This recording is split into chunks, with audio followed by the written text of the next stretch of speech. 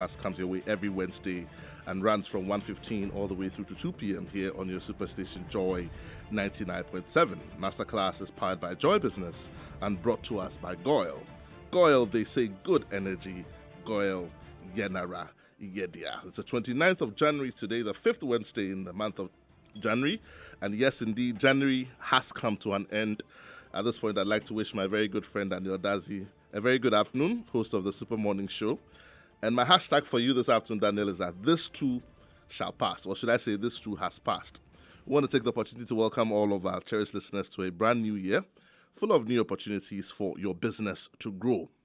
I mean, it does definitely feel wonderful to come back and share some thoughts with you in this year. In the last couple of weeks, we've been sharing some thoughts about how to prepare yourself for this year. My name, as always, is Yaw Anim Barnafo. I'm your host for the show. So in the last couple of weeks, if you've been listening to Masterclass, we've been spending time talking about how to prepare yourself and position your business for this year, how to prepare yourself. We spent some time in the studio with Daniel Owusu, who was a United Nations ambassador and a TEDx speaker who had impacted a lot of youth, about 90,000 of them. And he spent time talking to us about repositioning your business for a profitable year. Some of the things he talked about in that discussion essentially were assessing where you are as a business. Ask yourself the question. A lot of people say that, listen, I don't want to call it New Year's resolutions, but whatever you call it, whether you call it your outlook, you call it your plan, you call it your, New Year's resolution, you call it whatever you want to call it, you do have a plan for this year, even for yourself as a person. So you need to have something in place also for your business. At least ask yourself the questions, what worked last year? What didn't work? What can I do differently this year? Last week on the show, we again spent some time trying to discuss this even further and preparing ourselves to take off. And again, we spent time in the studio with two friends of the show. One was in the person of Mr. Samuel Kwame Boafo. Good afternoon to you, Sam, if you're listening. He is the head of HR at CalBank. And also with Mr. Norvan Akwaheford, who is here with us at Joy FM. He's a member of the Joy Business team. And they helped us to discuss some of the topics we had done in Masterclass over the years, helping us to find out which of them resonated with our listeners much more. And we had a few people calling in and sharing some thoughts with us. I mean, some of our listeners said to us, listen, bring back discussions like customer service. Bring back discussions like, how to hedge, how to prepare exchange losses, how to handle all of those things. Because we spend money, we buy things from abroad, we come back, we're not able to sell on time, the bank takes us pound of flesh, and then we lose in the end. So bring back discussions like that and help us. Of course, we also did ask the question, when did Masterclass start? And we had a lot of you, our listeners, coming in with the right answer. So my producer, Sarah, has taken note of all of you who came in with the right answer. And then at some point in this month or later on in this year, you will get the opportunity to join us here on the show. Today we continue in that discussion, and the question we're asking ourselves today is, or the topic we're going to be looking at, essentially, is along the lines of what we've been discussing previously in the last 2 weeks. But specifically, we'll be looking at this area that says what every entrepreneur must know and do in 2020 in order to promote their business. What every entrepreneur must know and do in 2020 in order to promote their business. And to help us have that discussion is another friend of the show who has been coming here a couple of times on the show already. Today he's graced us with his presence. He's an award-winning entrepreneur and a business growth strategist. He's an investor with a passion for startups and development and growth in Africa. He was named as part of Forbes 30 Under 30 Most Promising Young Entrepreneurs. Yes, you heard me right. 30 Under 30 Most Promising Young Entrepreneurs in Africa in 2016. And yes, he's Ghanaian.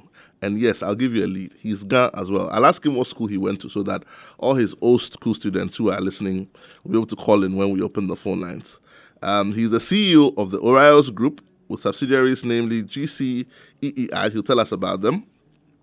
He's also the board chairman of the Junior Achievement Ghana Pioneer and chairman of the Africa Youth Economic Forum. I used to be in Junior Achievement. Wow, okay. It has come very far. Ladies and gentlemen, his resume is as tall as 2 pages. And when I grow up, I want to be like him. But my guest in the studio this afternoon is none other than Mr. John Ama. I like to do the drum roll myself. John, you're welcome to the show. Yeah, thank you and happy New Year. It's great to see you. Absolutely. You look well. Oh, by God's grace. And I see that you've added a few more points to your resume. My resume is still half a page. Right. How can I get mine to be like When yours? you switch from corporate to When I world of entrepreneurship. from the world of entrepreneurship. Oh, I like that. I like that. I like that. I like that. I mean, it's great to see you again, my brother. Same, It's great to see you. same. So today, essentially, we'll be spending time talking about what every entrepreneur must know Yes. and do in 2020 in order to promote their business. I'm sure that there are a lot of people, we've gone to church. People are talking about prophecies, what to look out for. There are different themes in the various churches. My church, my theme this year is this is our year of shining. Right. I'm sure that in other churches they say this is a year of growth. Yeah. But in businesses also, businesses have a sort of tagline, whether it's moving forward or forward together or whatever it is you're doing, there's a sort of direction. Right. And that's what we seek to do this afternoon. That Right. if you're listening to us, you're tuned in. What is the direction for your business this year? Right. You cannot be directionless. You cannot be listless like a boat just floating all over the place. So I spent a bit of time trying to find out about businesses and planning for the year. Right. And I had a few quotations from a few people. I'd just like to share them briefly. This one is from Yoda. Yoda is a fictional character in a movie series called The Jedi Master, for those who like watching fiction. And this is what Yoda says. Yoda says, do or do not. There is no try. I'll leave that for a few seconds to sink in. There's a very famous brand of apparel in the world, I would say in this country. Very famous. Just do it. Just do it, okay? So this is what Yoda says. Yoda says that if you have a business, and we're applying it to your business, whatever it is you want to do it or don't do it. There's no trying. No marks are given for effort. We don't mark you for effort. We mark you for results. So we don't want to hear, I tried, I did this, I did that. We bless you that you tried. God bless you. But what results do you have to show? I have another one here from Iyanla Vassant. I hope I pronounced it well. She's an inspirational speaker and a lawyer. And she says, you've got to be willing to lose everything in order to gain yourself. You've got to be willing to lose everything in order to gain yourself. And then I've got one from David Fairweather. David is a certified psychotherapist and a speaker. And he says, success isn't easy. And that's a good thing, at least in business. If it were easy, everybody would be doing it and your competition would be outrageous. We're talking about positioning yourself or things you must know as an entrepreneur in 2020 in order for your business to be promoted. John, share some thoughts with us for the next couple of minutes. Right. And then when we come back, I will open the phone lines and then our listeners can chip in. Right. So should I say this is 2020 101? We've started our lessons here. John Amma is going to take the captain's seat and share some thoughts with us. What are the things you must know in 2020? Pick up your book. If you're driving, just put your phone on record and let's start taking some notes. What are the things we need to know for our businesses to grow in 2020? Yeah, well, thank you for the opportunity and good afternoon to all our cherished listeners who are joining us today. I won't claim to know it all, but we'll just share things that we've experienced within the market, and then we'll hope that the feedback from our listeners will help us drive and take the discussion home.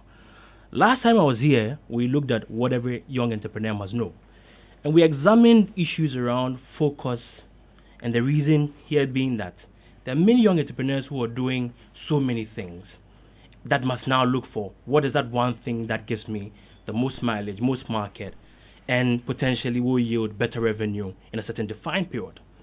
We also looked at performance management metrics.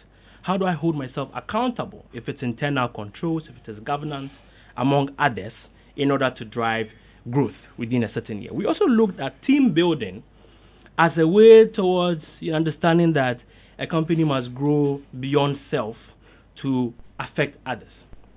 We looked at the definitive principle of different business models, whether or not you're for impact or for profit. Today, we're going to look at investment readiness as one of the key things that we must look at this year.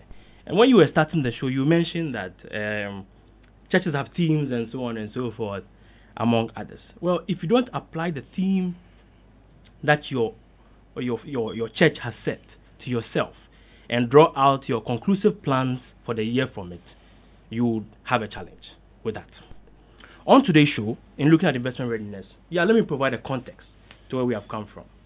If in 2011-2009 I told you that Impact Hub will be where it is today, I'm not sure you would believe it. Not at all. I'll share a number of things with you. I remember we were consulting for UNDP. I was at the World Bank then. And then this was William Edem Senior. and Heather Cochran at the time. And then Atu was one of the moderators with me on that project. We were discussing how do we help young entrepreneurs. At that session, William and Heather agreed that, there was a funding problem and so on and so forth. These two were to later leave for a hackathon that was happening over the weekend. Guess what was born out of that? SliceBiz. At the time, the startup scene was quite lean, and I'm sharing a trajectory to where we are today. That's correct. Was lean, and you had people like Open University for West Africa, which was run by John, incubated SliceBiz, among others, and then now grew out of that into something else that we are calling Impact Hub today. I share an example here that the principle of iteration and pivoting lie in this classical example. Iteration may mean that I'm growing numbers here and so on and so forth. Pivoting is a transition from the model that once was into what isn't, or what should be. And this is where Impact Hub is today. If I told you that there was a program called M Friday, do you know about M Friday? Nope. You don't know about M Friday? So M Friday was sometime around 2011 too, when this buzz was coming up. M Friday was hosted in KNUSC at the time. They had a lab, sponsored by Vodafone and so on. And let me tell you some startups that came out of that small thing. Farmerline today, which raised I think over 3 million last year and the years, came out of that program. Wow. If I told you in 2011 that startup like Farmerline would have raised this amount of money to do what they do, would you believe? No. Same thing with M Notify. M Notify is run by Ronald, and Ronald today has a new product called Sario. Sario is a content creating platform, and in fact, I'm happy to announce that we're one of the investors in Sario, and we'll be announcing that shortly as well, which will go live, and then you will see what Sario is. You wouldn't have believed. I was tempted to ask what do they do, but I'll keep that for later. when it comes out, you would see. So these startups have come out of this era. AgroCenter have raised capital. You're wondering what is it, but there's a nuance to these things about raising. The fact that X party has raised does not mean that your raise will be simpler, among others. Last year, startups in Nigeria, South Africa, Kenya raised a lot of capital. In Ghana, we're still lagging behind. It's shocking. And this grows, and you can understand, it grows out of a cynicism of Ghanaians and Ghanaian investors, and you rightly understand them. Because, for example, how long will it take for X startup to make profit? Do they have the right skills? Is their product investment ready? If I have safe investments to do in a bank whatsoever, and they would consider these things, prime rate or a base rate of 16.14, if I do a risk premium of 7, 8, add it to it, this is how much I should be making. So if you take a bank's lending rate and you take Prudential, you will see that in the various categories, they have a certain expectation of profit or return if they were to advance capital to you.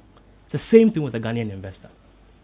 So to convince the Ghanaian investor to look through that needle to see if this startup will make money lies in something I'll share with you shortly. Now, let us look at this. I'm setting the context, and then I'll give you some principles. From 3 angles. Number 1, is the investor or are funds uniquely placed in Africa to invest in startups? And there are different kinds of startups. There's an early stage, there's a seed stage, there's a pre-revenue stage, there's a growth matured, among others. And all these have classifications of their kind, which means that if you were pre-seed, then you would have raised X amount of money. If you were seed early, you'd have raised X amount, categorized as this stuff and so on. NBSI provides a framework, but let's use the global. So if we understand that a startup is a temporary organization set up in search of a repeatable and scalable model, then wherein lies who assumes the risk to advance capital to issue? Is there a mindset that embraces that? Watch something. Usually an exit for an investor will be such that the investor says, maybe this firm will go through IPO. Not in Ghana and Africa. We are not there yet at all. The other considerations for a VC and a PE in other markets will be said that, there'll be a merger and acquisition, or there'll be a buyout, there'll be a good exit. Not yet in our market. So what will work in our market, I will tell you that in a bit. Now, if you look at the quantum of funds that should be managed by X party or a fund to retain the level of profit that they need for limited partners and so on and so when the exit and the closure, it takes 5-10 years. In fact, an average fund should be doing 7 years in its life of the fund, exit around the 5th year. But in Africa, it doesn't work that way. You have to get an extension of a few more years to do that. You have to preserve the fund in a certain way. I will speak to that later. Then you have the individual investors who I've shared with you, who require X percentage and comfort because they know what the base rate is in a bank and so on and so forth. Then you come to the founder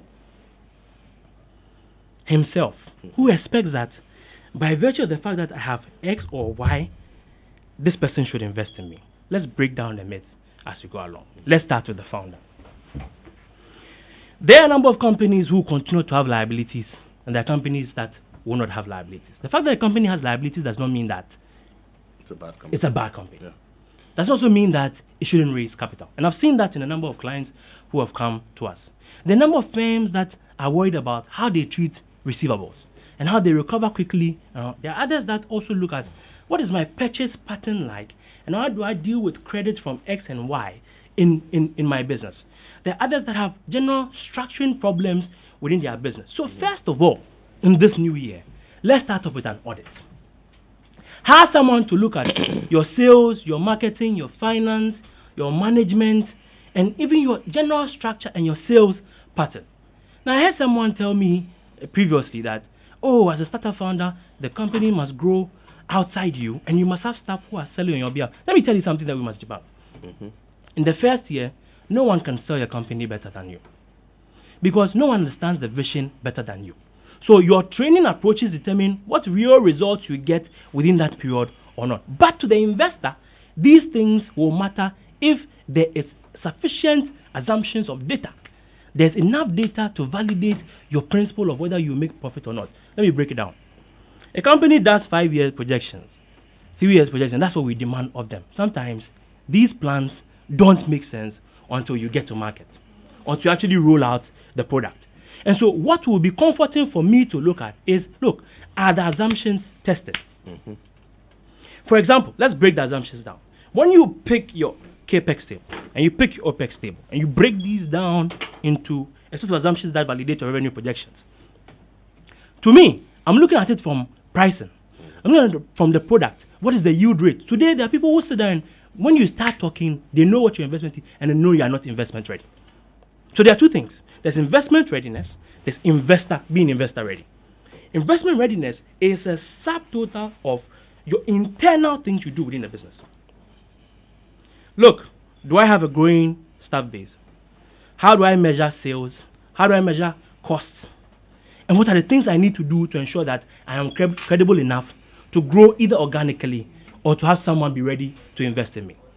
Shareholding, term sheets, cap table, budgets, actual versus budget. These are things that if you speak to someone or you spoke to someone, they would help you analyze and give you recommendations on what you should be doing this year.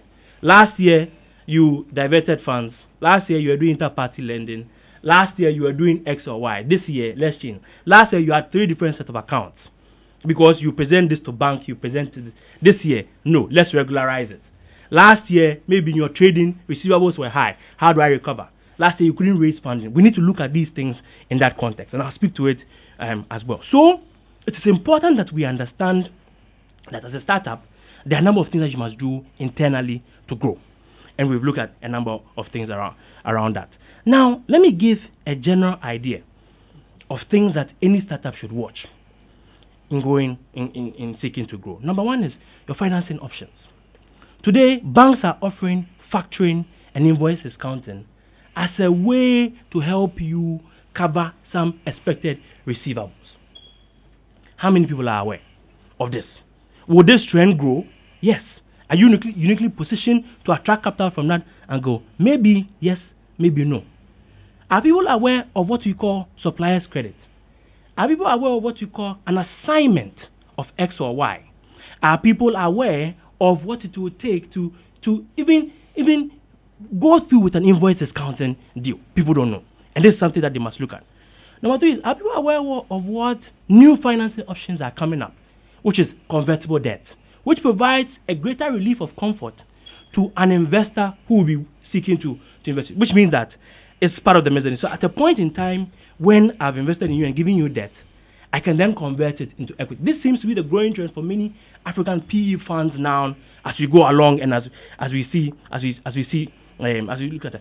Now, for many businesses, you must look at whether or not your go-to-market strategy is right and market ready. It's a big thing to look at. Many firms have marketing plans, but the marketing plans don't speak to the needs of consumers in a way that structures you in a model that will be accepted. So, for example, you're more B2C. But this year, it's more likely that you have to vary the model. So don't just focus on one line of the market, but expand it to others. So you're more B2B, and you need to mind the traditional models of doing business. So the fact that you are launching an online shop does not mean that necessarily payments will continue to be or from the beginning will start online. So there must be that back end of a traditional model where you still have sales approaches that people can wholesale, retail, which brings into mind the B2B and the B2C model. An encompassing approach. Exactly. So that's what you must look at. Now, there are a number of things that we must watch as a firm. And let me share about 4 or 5 with you. You started this year, you've done the management audit. The next step to look at is what you call cost rationalization. Cost rationalization means that if you take the sum total of your business, which areas must I reduce costs to enhance profit? Because look, if you promise an investor that I'm going to return you X or 25% or 10% in 2 or 3 years, what you are saying is that the profit that I declare in X year, the percentage that I've accrued or have been invested in you, is where you will derive your interested payment from. So if, let's say, I invest in X party, and I say that, when are you going to pay me? If it was debt, the return on investment or the rate of interest is set. So I know what defined period you will pay me. But when it's equity and dividends, that's a big issue, which is why I would go with a convertible or so. So you know that sometimes in a business, your light determines cost in your business. The bulb you use, the AC you use, the this you use, and so on. The things that people overlook. They overlook. Sometimes you have excess staff in your business who are still cost to you. Those things have an implication on the way you run your business. So that's the first thing you've got to look at. The others that we want others to look at, which is the business model redesign itself. Sometimes you're in a market that you're not supposed to play in. Sometimes because you are not formal, you are not getting into the right places to attract the right kind of clients. You need to look at that. Then there's the business re-engineering that people must also look at. So here, diversify customer segments, look at your competitive advantage again, reanalyze, look at the benefits, look at value-added services.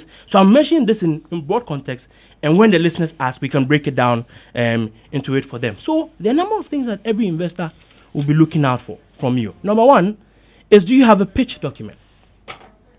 Now, the pitch document will cover a number of things. My problem, my solution, my competitive advantage, my team. And then, you see, sometimes when people are seeking investment, they come and they say, oh, John, if you were to give me X amount of money, I would hire someone who is competent enough to do 1, 2, 3. I don't want to hear that. Because in my mind, you have a key man risk that will be troubling for me if I were to put in money. But if you told me that, I've been working with X party and I want to retain him, so if you were to give me X, it will go into that, I will listen to you. If you were to tell me that if I'm applying costs, then the investment coming is going to product design and product implement, I would give you money for that. So there must be a level of investment that the founder makes, which should be captured in the pitch, which is really an executive summary for me, to understand what the core offerings are. So he has to look at his risk. What is the element of risk in investing in this business? What is the runway like? What is the burn rate like? What does it cost to acquire customers? All these things are interpreted in data that validates the assumptions that you give me. Then you move to your financials.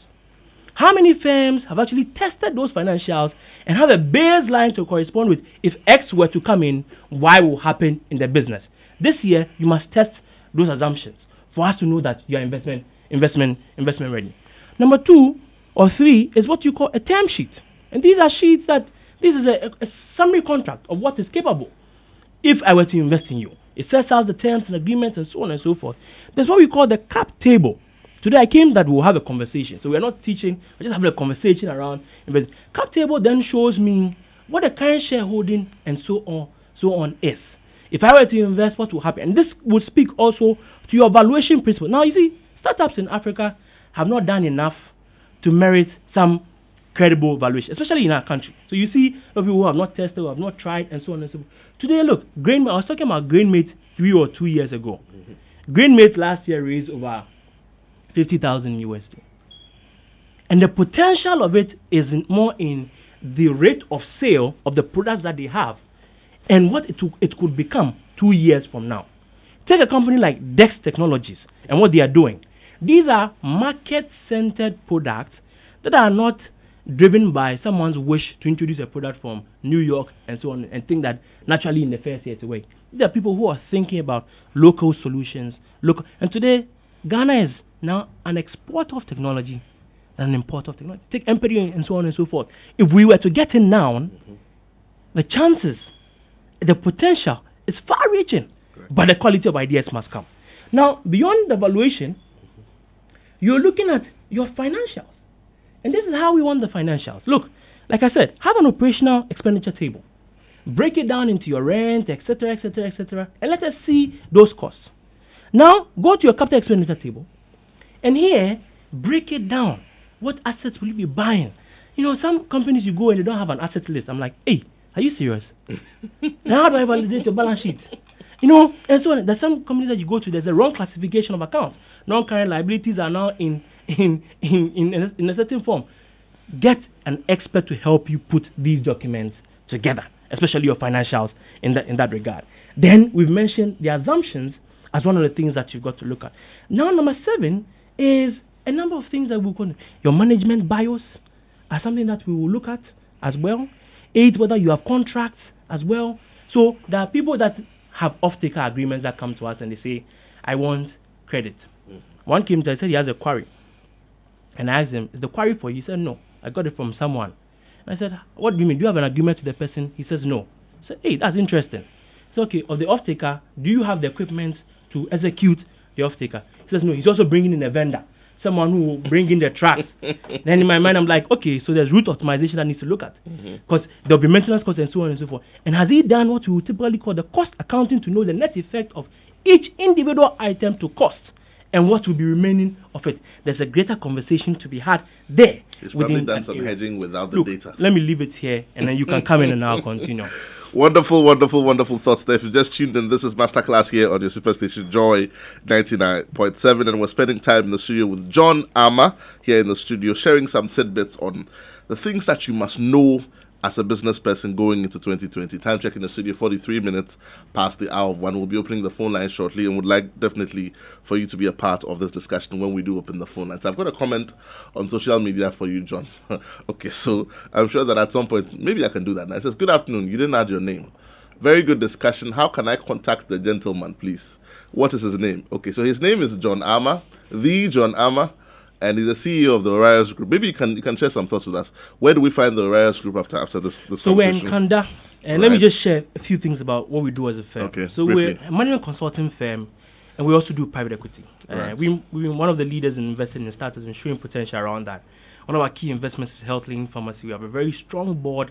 As we invested in companies like Chase Shoes, Kobe Blake, Ghana Health Nest, somebody that we've worked with, and a couple of others. This year let the plans show. I don't want to talk about them. So we've been around for about 9 years, pioneering a number of things in training for startups.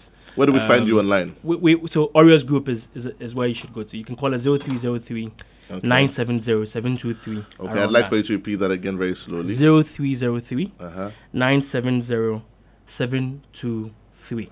Okay, so that's your number. Maybe what we'll do is I will try and put it out again just before the end of the show. But otherwise, where are your offices? In Kanda, you said? Yes. In Kanda. Okay, so if anyone is looking for you, you didn't add your name, but yes, this is the information, and he's put out his number here. So this is where you can find them. We'll be opening the phone lines shortly. I just want to ask a quick question. Yeah. You talked about management bios. Most of the time, people startups, and then I'm happy that in the beginning you mentioned the various levels of startups. There's the beginning, there's about 2 or 3 stages before you get to the final stage, and then you are ready to metamorphose into something else. What is the importance of having something as simple as management bios on your record? Because we're talking about investors. So we're talking about people coming to your business and saying, listen, I want to partner with you. I want to help you to grow. Because at some point, at some point, and Uncle Ken Thompson will tell you, you cannot grow your business beyond a certain point without debt. Okay, so he's talking about equity investments and all of that. What is the place of management bios? Can you break it down for some of my listeners who are sole proprietors? It's simple. Why should they have that? Because there must be credibility. Because there's a certain pride. Yes. I'm addressing that because there's a certain pride in ownership that says, listen, I started this business. Do you know how hard I tried? You don't need to ask me questions. I don't want to talk about it. But it's key, isn't it? Yes. Yeah. Just let's break it down. Yeah. Yes, you start a business, but do you know it all? No. So do you need a team of advisors? If the answer is yes, then you know that you're moving to a certain point. The question is that of the various parts of the business anatomy, sales, marketing, finance, and so on, are you the one who knows it all and can do it all? Let us assume that in the beginning, you have your wave accounting to help you record your transactions, invoice, and so on and so forth. But the interpretation of that data for Jerry, among others, lies in the hands of the auditor. You are not an auditor. Of course. Good. Management bias. So you can't do it all. So you need people who give you that credibility to operate in the reports that are required for you to interpret to grow. Which is why the auditor will give you a management letter. Which is why you have a board. Which is why you have a management team. Which is why you have an internal management team. Which is why you have so many parts of what you just say to someone who says, listen, I'm probably at the second stage that you mentioned. Yes. I'm just about 5 years old. I deal with spare parts. Yes. I've been moving my stuff up and down. Yes. My turnaround after my profit after whatever at the end of the year is about 1 million Ghana cedis. Yes. I'm trying to push this up at 2.5 this year. I don't have all of the structures that you talk about, but I started small. Yes. What can I do in this year? I don't have all of them. Those are the business I like. I sent Bismarck to a certain firm, and when he went, the firm, the husband of the owner said, I can't track what stock we have. I can't track what has been bought. I can't track what has been this. So there's a formality that these small businesses must still have to grow, especially if you want to raise capital. So the guy in Abusokan who runs said, yes, you are doing 1 million, but can you do 2 million? Can you better track your sales? Can you then look at exchange losses? And you mentioned this, that if I'm going to China to import X parts, and I change my money into USD, and I go into China and change it to Chinese what? Have I lost on that? If I were to come back, among others, what should be the market in which I should operate in? What price should I be selling it? Exactly. And then you need to look at your pricing mechanisms. You need to look at structure. Am I leaving a legacy, or I want there should be a succession plan? Who follows after me? Is it my son? If my son were to come in, where will he find data around the business? Where will my books be? So beyond, it's not just about having a board and so on and so forth. It's more about the longevity and sustainability of your business. I'm happy you talk about data. I'll be coming to that shortly. Time check in the studio, 48 minutes past the hour 1. We've got some good news for you. Do you have any motor vehicle of any kind? If you do, then Gore's new Super Synthetic 5W20 and 5W30 loops are the best engine oils for your vehicle. They are specially engineered engine oils which efficiently work on all your modern petrol and diesel engines. They clean, they protect, they reduce fuel consumption, and they prolong oil change intervals, as well as enhance your engine performance right from when you start up to when you switch off. So go to any Gore filling station today and grab the new Gore Super Synthetic 5W20 and 5W30 loops engine oils for your superior vehicle performance. Goyle, they say good energy. Goyle, Yanara. Let me open the phone line straight away. Numbers to call 0302 216 541. We're talking about your business and how to position yourselves, things you need to do. We're talking a bit about technical issues, but we have the people in here studio to help you understand them, because you cannot do business is what it is. You can't do business and succeed without understanding these things. So pick up that phone, give us a call, 0302 216 541. Otherwise, send us a comment on 02443 That's 02443 You talked about data. Yes. The importance of data. We've been talking about it on the show here repeatedly, and I cannot overemphasize the importance of that. We're talking about people being interested in your business, finding it attractive, and coming to help you out, okay, and help your business to grow. Please re-emphasize the importance of data. Let me give an example. People need to understand that. I need to keep a record. Yes, but look at it more from this angle. A lady comes to me and says, I want to start a coconut bottling business. And I say to her that it's a business that I'm not interested in for now. Why?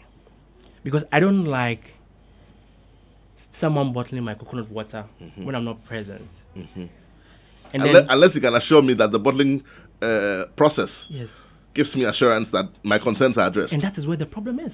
So the problem isn't in providing the coconut water to the client. The problem is in what form does it meet consumer perception enough to drive market demand to increase profitability. And perception can become reality for the one who perceives. So if you realize most of these coconut people who are bottling have not grown out of that bracket. Hold on, thought. I've got Joel from Koforidua. Let's talk to Joel. Good afternoon, Joel. You're welcome to Masterclass. Good afternoon, Mr. Barnafo. Joel, hey Joel, how are you, my brother? I'm good. Talk to me. So we're spending time here in the studio with John Armour, and we're talking about what to do to position your business for 2020. I know you have a number of businesses, so share some thoughts with us. Yes, I believe that a lot of the things that John has said is actually true concerning people and the way they run their businesses in this country.